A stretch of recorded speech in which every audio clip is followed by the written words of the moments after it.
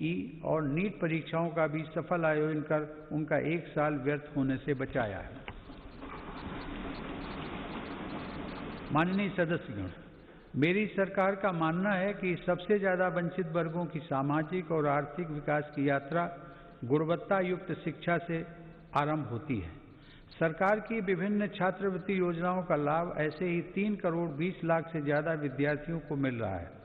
इनमें अनुसूचित जाति, पिछड़ा वर्ग, वनवासी एवं जनजातीय वर्ग और अल्पसंख्यक समुदाय के छात्र छात्राएं शामिल हैं। सरकार का प्रयास है कि ज्यादा से ज्यादा पात्र और जरूरतमंद विद्यार्थियों को छात्रवृत्तियों का लाभ मिले।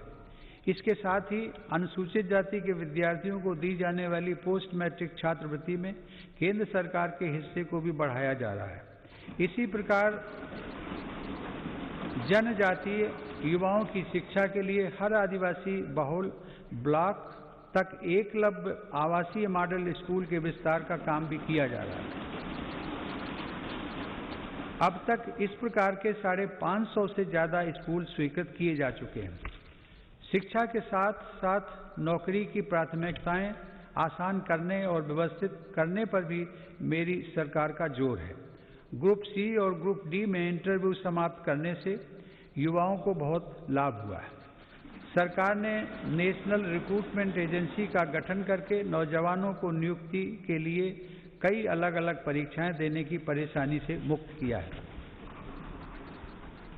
माननीय सदस्यगण, मेरी सरकार सबका साथ, सबका विकास, सबका विश्वास के मंत्र के साथ देश के हर क्षेत्र और हर वर्ग के विकास को प्राथमिकता दे रही है।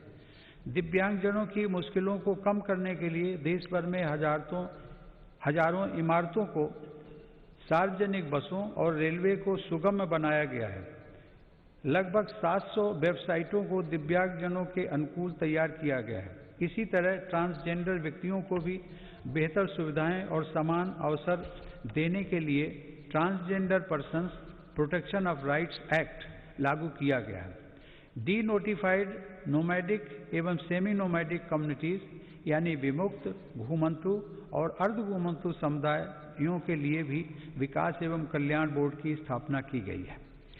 विकास की दौड़ में पीछे रह गए देश के 112 आकांक्षी जिलों में मेरी सरकार प्राथमिकता के आधार पर विकास योजनाओं को लागू कर रही है। इसका बहुत बड़ा लाभ आदिवासी भाई बहनों को हो रहा है। आदिवासियों की आजीविका के प्रमुख साधन यानी वन उपज की मार्केटिंग और वन उपज आधारित छोटे उद्योगों की स्थापना का काम भी जारी है। ऐसी कोशिशों से लगभग 600 करोड़ रुपए की अतिरिक्त राशि जनजातीय परिवारों तक पहुंची है। सरकार द्वारा 46 वन उपजों पर एमएसपी 90% तक बढ़ाई गई है।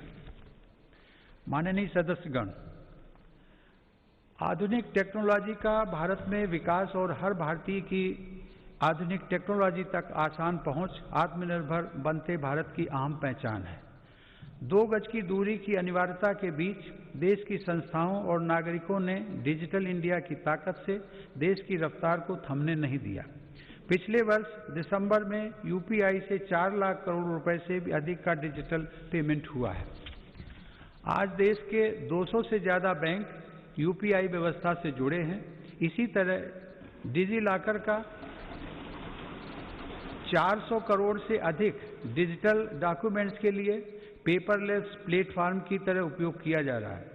उमंग ऐप पर भी देश के करोड़ों नागरिक 2000 से ज्यादा सेवाओं का लाभ ले रहे हैं। देश में 3.5 लाख से अधिक कॉमन सर्विस सेंटर ग्रामीण क्षेत्रों में लोगों को सरकारी सेवाओं से जोड़ रहे हैं।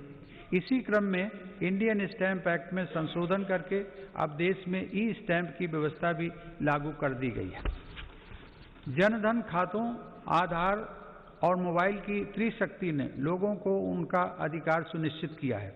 इस जैम त्रिशक्ति की वजह से 1,80,000 करोड़ रुपए गलत हाथों में जाने से बच रहे हैं। मेरी सरकार द्वारा राष्ट्रीय डिजिटल हेल्थ मिशन के जरिए चिकित्सा सेवाओं को डिजिटल बनाने की शुरुआत भी की गई है। इसके माध्यम से आने वाले समय में देश के नागरिक डिजिटल अपॉइंटमेंट, डिजिटल रिपोर्ट के साथ साथ डिजिटल हेल्थ रिकॉर्ड जैसी सुविधाओं का लाभ भी उठा सकेंगे। हमारा अपना नेविगेशन सैटेलाइट सिस्टम नाविक भी आज भारत का गौरव बढ़ा रहा है। इसका लाभ अब हजारों मछुआरे साथियों को मिल रहा है। हाल ही में नेशनल एटॉमिक क्लॉक और भारतीय निर्देशक द्रव्य प्रणाली के रूप में नए मानक भी राष्ट्र को समर्पित किए गए हैं। इन स्वदेशी समाधानों से भारत के प्रोडक्ट्स को अंतर्राष्ट्रीय मानकों के अनुरूप बनाने में मदद मिलेगी। टेक्नोलॉजी का यह अभियान देश की लोकतांत्रिक संस्थाओं को भी सशक्त कर रहा है।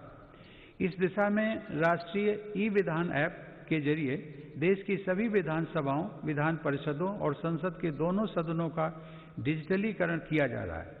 राज्य विधानसभाओं में नेशनल ई-विधान एप्लीकेशन यानी नेवा का कार्यान्वयन विधायी और लोकतांत्रिक प्रक्रियाओं के संचालन में एक नए युग की शुरुआत करेगा।